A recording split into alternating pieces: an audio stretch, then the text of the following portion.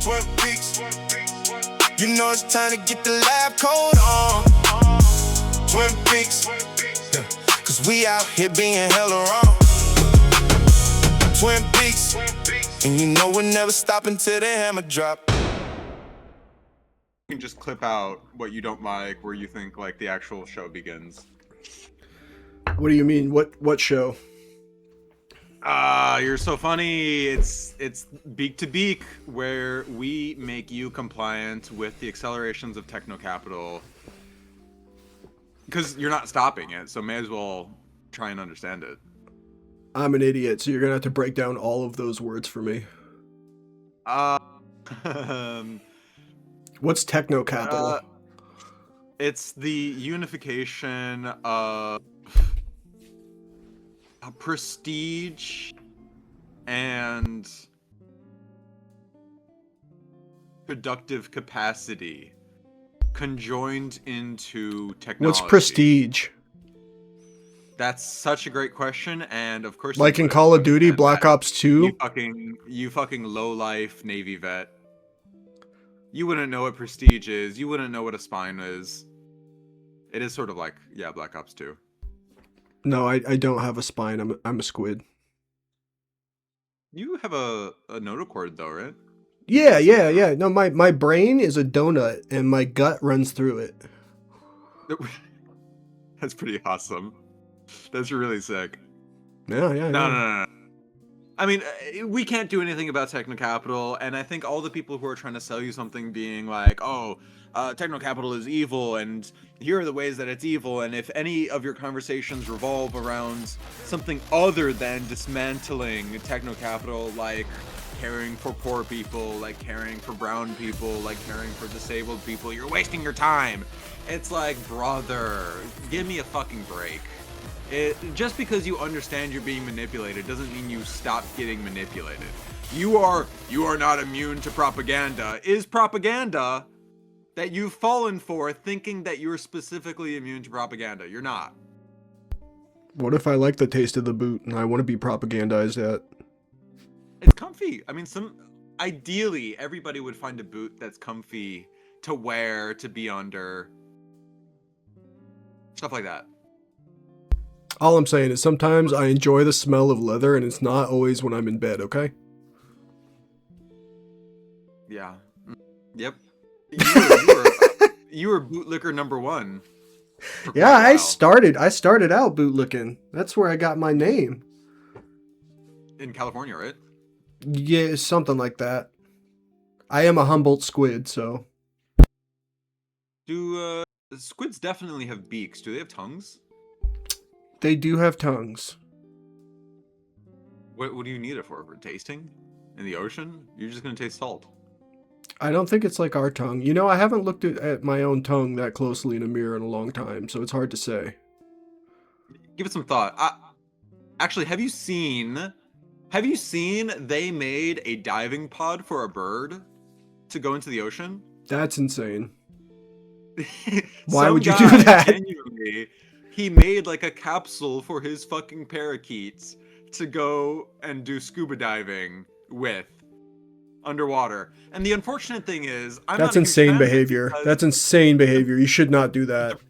The bird does not have much place to like turn around or do anything. I didn't know we were going to do an episode on animal consent. That's not what this episode was going to be about. It was going to be about a Substack article. Oh my god. Every single other podcast episode that we've ever recorded has been a scientific paper. We're going to make you compliant with techno-capital. We're going to make you understand it. We're going to make you love it. We're going to equip you with the materials to have an informed decision.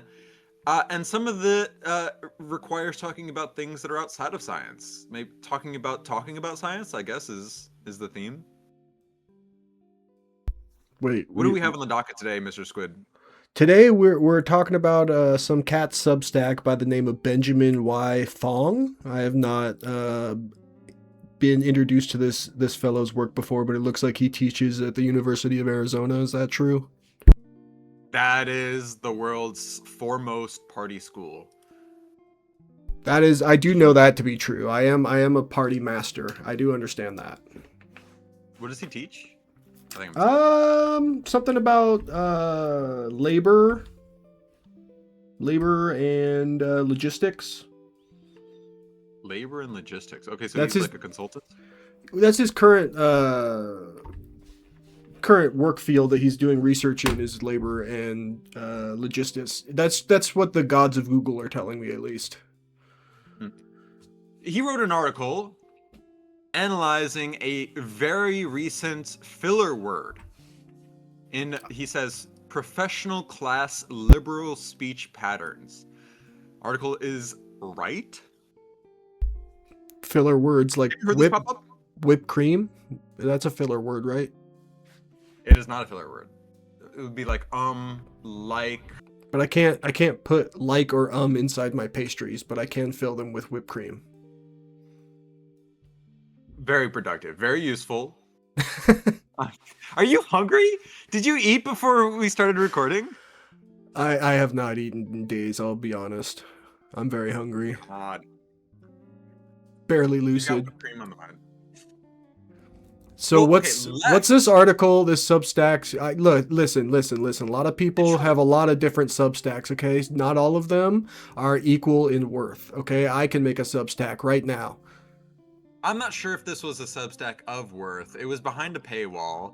I didn't pay for it. I just grabbed the free version of it, which required me to sign up, and you get one freebie to get you hooked on their content. I'm not hooked on the content. I don't think they said anything particularly special.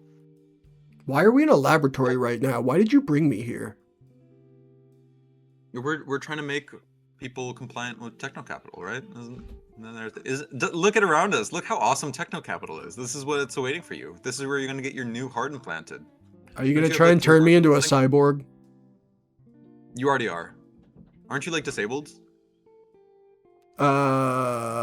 Cannot confirm or deny. Yeah, you're like already a cyborg, bro. If you're No. using the internet, you're already a cyborg. Oh, I tried to argue this at my wife's book club last week. They were all talking about cyborgs, and I was like, well, we're all cyborgs right now. I mean, with our cell phones, basically. It's just not attached to us. Yeah. It is a interface between... I saw the stupidest tweet I saw a while ago, and I still remember this, was somebody being like, there is the only time that humanity is ever going to have an interface between technology and biology is Neuralink. And that's like so blatantly bullshit.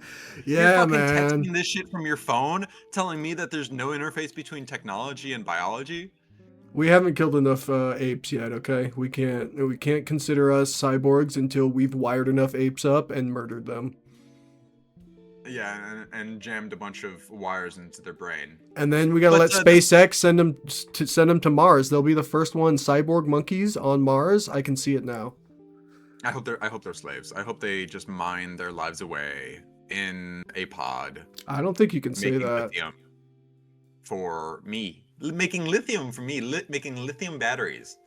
Okay, so this Substack article was commenting on the prolific use of the word right?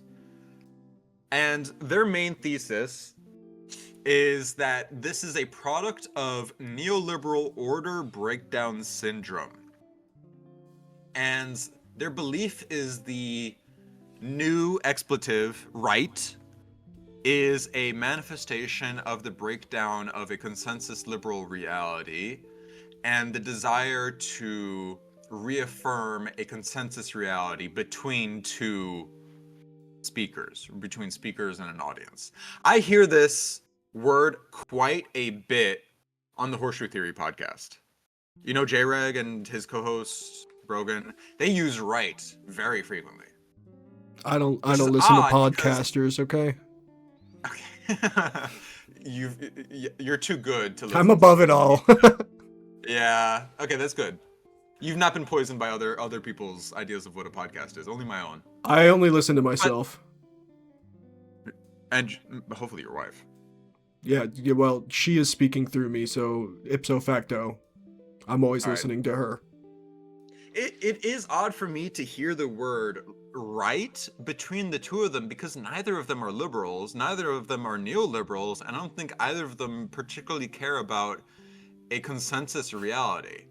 And so there's two competing theories. One, that it's just like a tick, like is a tick, or stuff like that. And the other one is that it's a particular manifestation of a breakdown of consensus reality. I don't think that's the case. I think this expletive, right, is just a means of benchmarking a conversation to make sure everybody's keeping up and give other people the opportunity to say, well, hold up, no, I've got a question. And this, I guess, is my time to ask it. Well, I think that we should at least read the first 2 paragraphs of this Substack just to give people an idea of what they're talking about. Mr. Fong, Benjamin Y. Fong. He's like the big Fong, big Fongy. Big ol' Fong. You know, the kids are calling Benjamin Netanyahu the big Yahoo. This is the big Fong. He's got big Fong energy. Big Fong. He does give. Does writing about a curious filler word plaguing professional class liberals? Hold on. Is this expletive even particularly indicative of professional class liberals? I guess.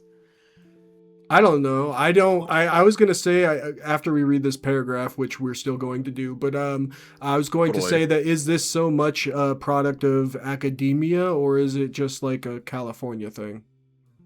I think it's probably more, a California thing than an like California shit libs that are in academia. Yeah, because I totally have heard this before, but I don't know if it necessarily is throughout all academia. But okay, California is the epicenter of the professional class liberal, though. Like, that's where leftism goes to die. That's where leftism goes to be undermined. To be sedated. To be sedated, yes. So, you might be onto something. All right, let's see what he has to say. Spend enough time around academics, nonprofit workers, liberal media people, and the like, and you're bound to come across a curious social practice, the use of the word right as a filler word. I'm not talking about right as a form of conversational assent, but rather the kind of right that comes after sentence or between sentences, appending a consciously almost as rhetorical punctuation. My sense is that this is indeed a segmented phenomenon. I don't hear people on the right or working class people talking this way, though if you know some examples, please send them my way. This is a professional class liberal compulsion, one that is particularly rife in parts of the academy? Which academy? That's a terrible... He's got some phrasings throughout this Substack article that I'm like, really? You're a professor, my guy? Anyway. He's probably referring to the cathedral broadly. Like the same thing that Curtis Yarvin would refer to as the cathedral. This is a professional class liberal compulsion, one that is particularly rife in parts of the academy. If you happen to be in the room with academics in the humanities or social sciences in the near future, count how many times you hear ostensible statements end with a question, right? You will soon be unable to focus on content transfixed by form. So, I mean, yeah, the whole comparing it to other filler words like I think everybody uses when they're inexperienced at public speaking or in just social interacting in general, is a way of them being uncomfortable with coming up with thoughts and being confident in their speech. It's the same thing with Zoomers not being able to look you in the eye. It's fucking COVID and just the way they were raised online that they just don't know how to interact. And it's fine. You have to just grow out of that. But it's a muscle that you have to flex. Yeah. As far as has like or right become a muscle to flex? Or to, I don't think so. Stretch? I think it's different. I think like is less seen as a detriment by society and less pointed out, and more people use it just in their everyday speech. I think where it really gets pointed out is in academics. You know, when you're writing papers and things in college, they always tell you to avoid like. But I think when people, especially my generation and younger generations, are talking to each other every day, they're using like in a filler way that maybe isn't the same as because it's not trying to pause the sentence so that they can try and think of their next thing. It's them trying to relate two things together.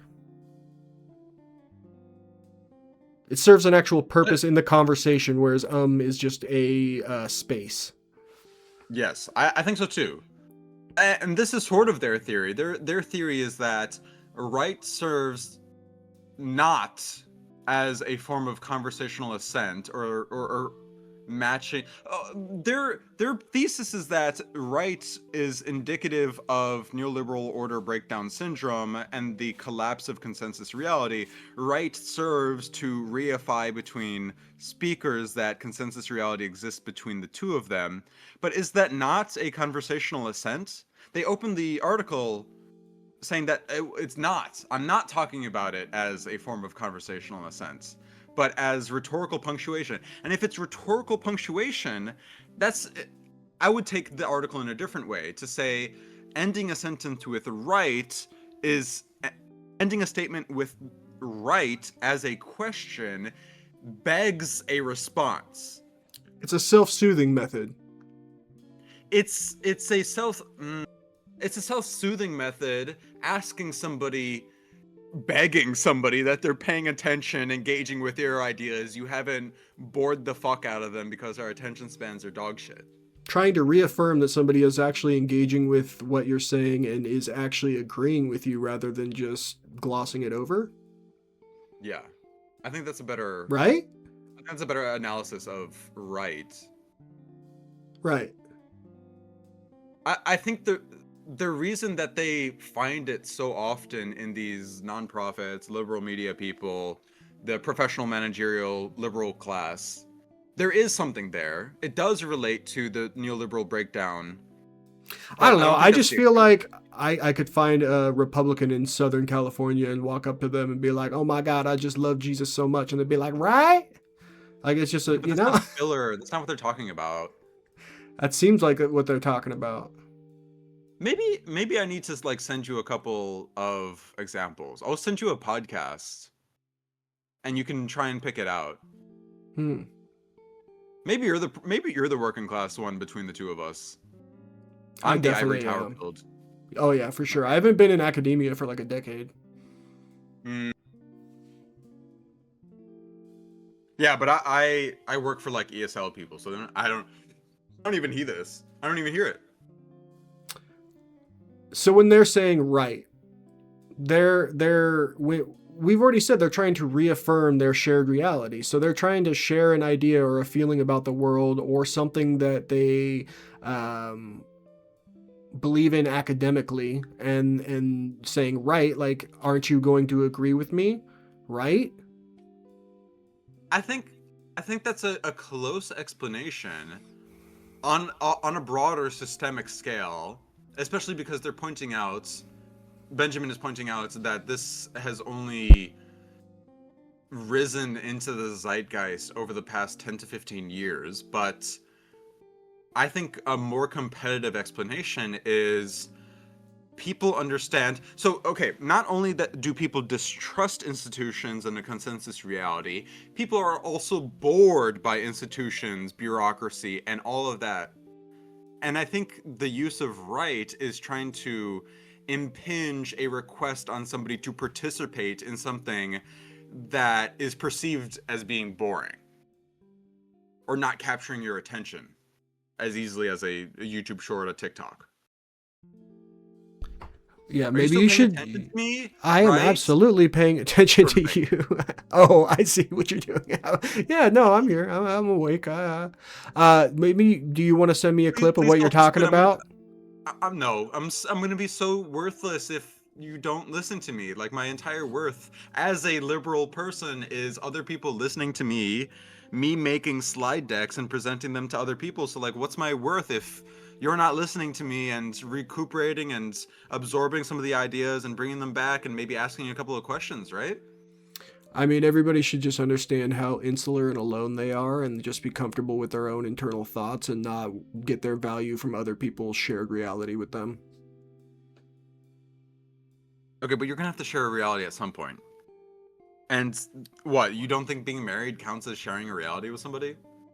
Yeah, but large. We agree on reality. I don't have to ask her, right? Yeah. Or it would be almost like it would be a symbol of distrust, actually.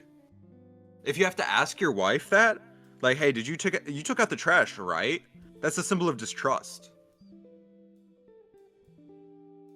I think the only time I would ever ask that is if she said, "Hey, I'm gonna take the trash out." But you would say like affirmative instead, in that context. Did you take the trash out? Right. Not. You took the trash out, right? Yeah. Because the But second sounds accusatory. Yeah, but is it fair to say that the modern dissemination of right at the end of a statement, morphing it into a question, doesn't come from something exactly like that? It is a little manipulative. It is a little scummy. It does come from the PMC. The PMC? The professional managerial class. Oh no. These are the people who would probably be using a filler word like right. Also, maybe we should just be right wing. If everybody's like impinging on a right reality, we should just be right wing. This was our first left wing podcast. All the other ones are going to be right wing. Listen, you've got 2 wings. You do whatever you want. I got no wings. You only ever see my right wing on stream. You can't hold me down. I got no wings on me. You've got your like fins on the top of your head, no? That's for propulsion in the water. That's not for flying. For gliding through a 3-dimensional substrate. Why are you comparing our anatomies right now? Just because I have a beak and little flaps? Why are we beak to beak? Why even bother? It's just like mutually unintelligible.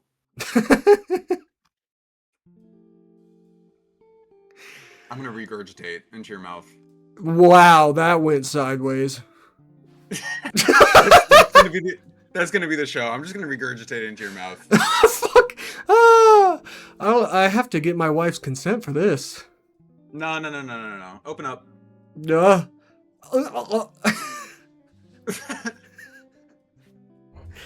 No, against my consent, that's very fucking rude. I would do it with your consent, and it would be delicious. I don't need to eat for another 3 days. We're chilling here. Okay, that would put you at a week, though. I'm clipping all of this out, by the way. Fine. Except the funny parts. Those are going on TikTok. Yeah, okay. That's fine. Anyway. It was a short article. I think they're onto something, but that's not the extent of it. There's more. I still am not convinced I understand what they're referencing when they say right, because now you got me all confuddled by telling me I don't know what's what. I think you know what's what. Maybe you just haven't been able to recognize when it's being used. Because it is something that I've heard on... Actually, you know, all the fucking theory midwits on YouTube that make podcasts do it. But I don't want to treat you like that. Okay. I don't want to send one of these to you and be like, all right, you need to watch this in order to prepare for the podcast.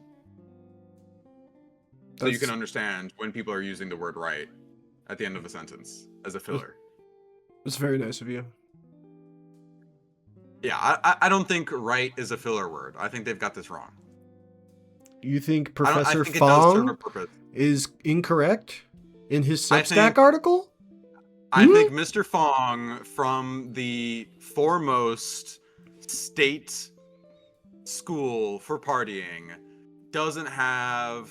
I think he's just heard it too many times and he's sick of it. So he writes a Substack, circulates it around his department saying, hey guys, I guess we're using this as a crutch. We should do a little bit of analysis on it.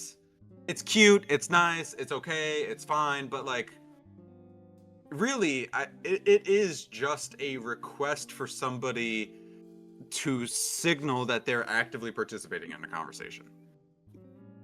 Yeah, I mean, he's doing the liberal thing. He's signal boosting. But also, if you look at the end of the article here, the Substack, whatever you want to call it, he says our friends at BungaCast have a long diagnosed this illness as neoliberal order breakdown syndrome, otherwise known as NOBS, an affliction that they primarily analyze in the media sphere, but is one, of course, just as applicable to academia and associated worlds. And at the end, he says, at least that's where I'll land until I get inundated with clips of MAGA people speaking this way. Is this just another leftist slash liberal infighting opportunity? Maybe. I looked up the podcast, and actually, Mr. Fong has a praise for the book, The End of History, from the Bunga Cast. Mr. Fong, regarding the end of history, politics in the 21st century, says regular listeners of the Aufe Bunga Bunga, The fuck? one of the best podcasts around, will be happy to see some of the ideas developed in the podcast: post-politics, anti-politics, and the eminently useful neoliberal order breakdown syndrome formalized in this book. The authors are developing an indispensable orientating theory in conversation with some of the best minds of the left. And they do have some of the most PMC minds of the left. They've got Catherine Liu, author of The Professional Managerial Class. They've got Lee Phillips, author of The People's Republic of Walmart. They've got Angela Nagel, Kill All Normies. They've got Vincent Bevins, the Jakarta, very good book. But this is just like the alt, this is the liberal who's gone through the meat grinder and is looking for more, so they become a Marxist.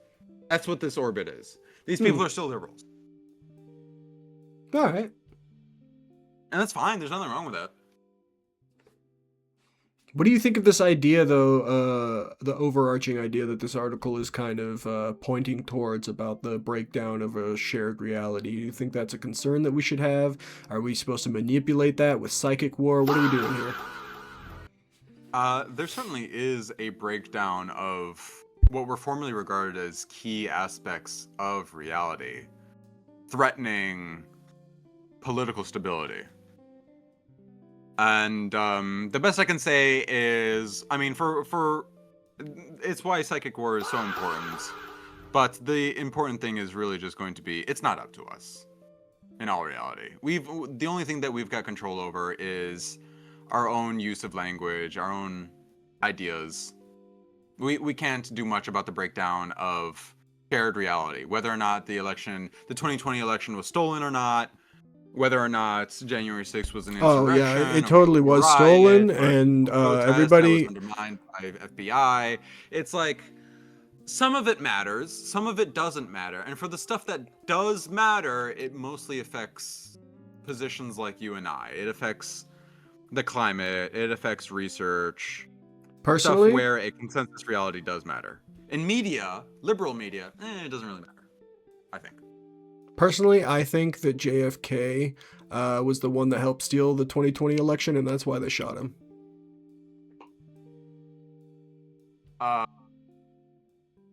They shot him for the 2020 election? Yeah, for sure. They went back in time. They can do that. They definitely have that technology. I don't know if you've heard this or not, but they have that technology. They certainly can warp time, the way that I be looking at TikTok Reels on my phone and suddenly 20 minutes have gone by. It has to be Jewish magic. Thank you, Salty Squid. No, they turned on the Large Hadron Collider, and then they went back in time, and they put George Bush in power instead of Gore, and that's what fucked it all up. Yeah, that sucked. But we are where we are. If there's a genuine threat to techno-capital, I'm sure it'll be dealt with by systems completely out of our control and imagination. Surely. They patched up the hole in the ozone. So you think the leaders of techno-capital are going to save us from destruction and dystopia, or lead us into darkness? Is Elon our savior? Fuck no. The people who work for Elon, maybe. No, Elon did it all himself. He's a beautiful engineer. He built the Tesla from a box of He's got scraps. such a beautiful mind. He's got such a curious mind. He's real life Tony Stark, I was told. He's the closest we've got, actually.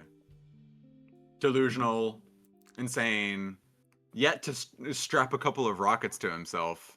Yeah, instead Imagine of alcoholism, he's just in K-holes all the time. one of the oldest means of execution was tying each of somebody's limbs to a horse or to an elephant, and the horse's Oh, you mean the elephants would quartering? start to march out into different directions. What if Elon Musk accidentally did that with a rocket on each of his legs, trying to be fucking Iron Man? Now that's a good idea. I'd go watch that movie. That would be so sick. He could be in another Iron Man movie. He was in number 2. We could make Iron Man 5 or 7 or whatever you want to call it, and it could just be that. The funniest thing, though, is that he's like fat. Yeah, he's hiding all the Epstein files in his chest. I'm telling you. The other 30 million emails or whatever files, they're hidden in his chest now. Oh, the 9/11 files? Yeah, he's carrying them. He's powered by them. He's powered by rage bait. He just needs to That's gonna be our go. new Iron Man. He needs to go spend a weekend in RFK's secret sex sauna and work out with him in jeans and shirtless for like a good 72 hours, and he'll be just fine. That chest will be in good shape.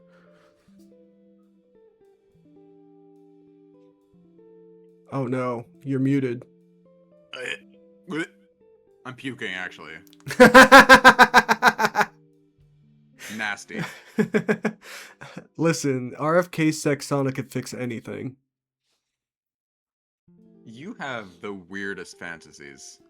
You open the podcast with your leather fantasy. I'm so positive you've been wanting to see RFK in a gimp suit.